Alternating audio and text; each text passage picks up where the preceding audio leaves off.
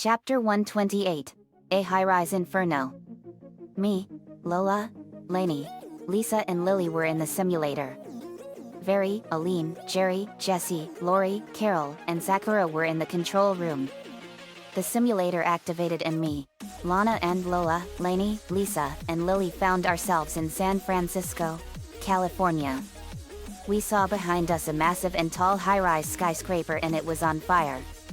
Lola, that building is totally on fire.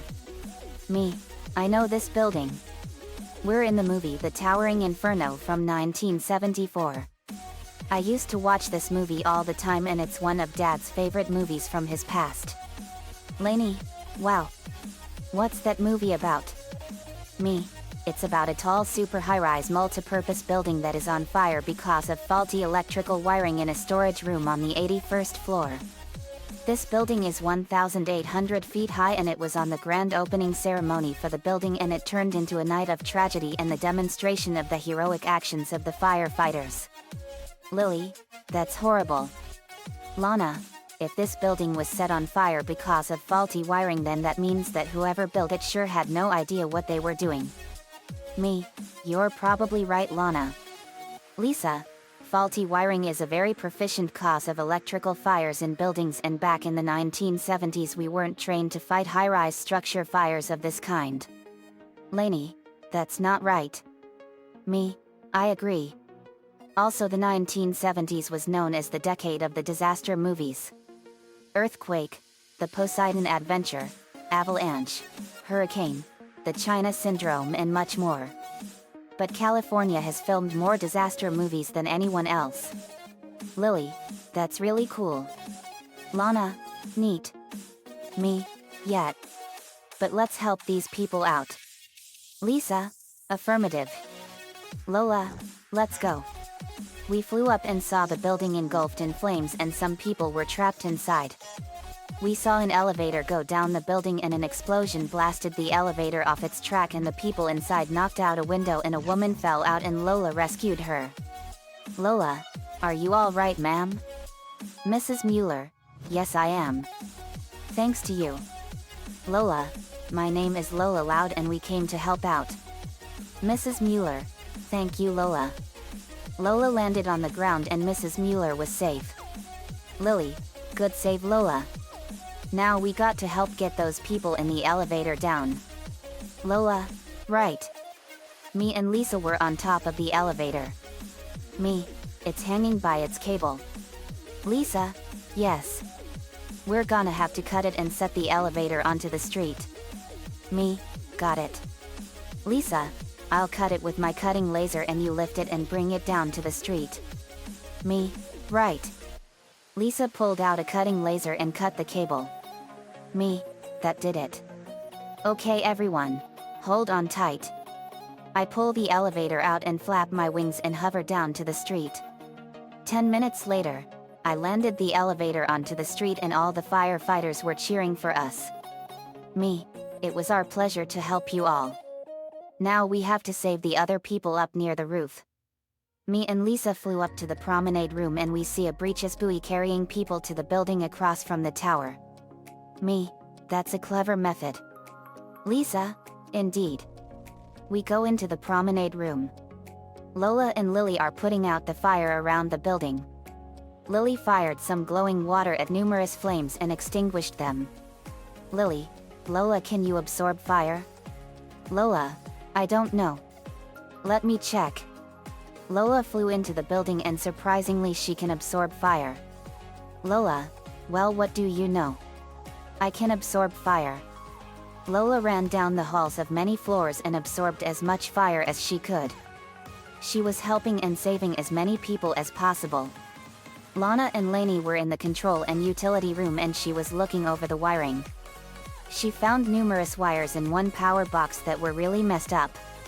Lana, they sure did have no idea what they were doing. These wires are all corroded and broken. Wes, no kidding. How do you think they got that way? Lana, there's acid on them and they were cut with a knife. Wes, so someone wants this whole building to burn?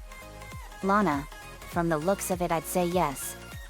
Lainey, That's arson, and whoever did all of this is gonna be booked on numerous charges. Wes, well, the man that installed all these wires in the building is Roger Simmons. He's the electrical engineer and Mr. Duncan's son-in-law. Lana, he really had no idea what he was doing, and he put all these people's lives at risk. Lainey, yet. We need to get him down and tell everyone. Lana, let's go, sis. Lana and Lainey ran, and they got outside and spread their wings and flew up to the promenade room. They got there and helped get the people down. Me, okay, we got everyone down. Lana, that's good. Mr. Duncan, we found out some very startling info.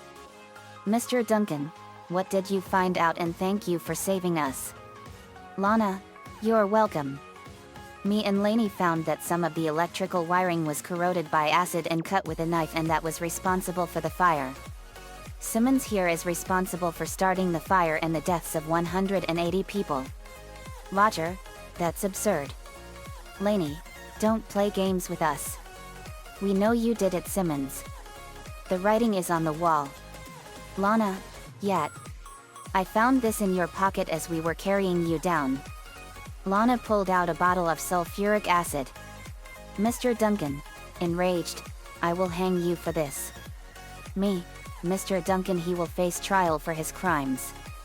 Right now we need to investigate and see if any more wiring systems had been affected. This was done out of spite and hatred towards Mr. Duncan. Lainey, I have a feeling you're right, JD, and killing all those people might have been collateral damage.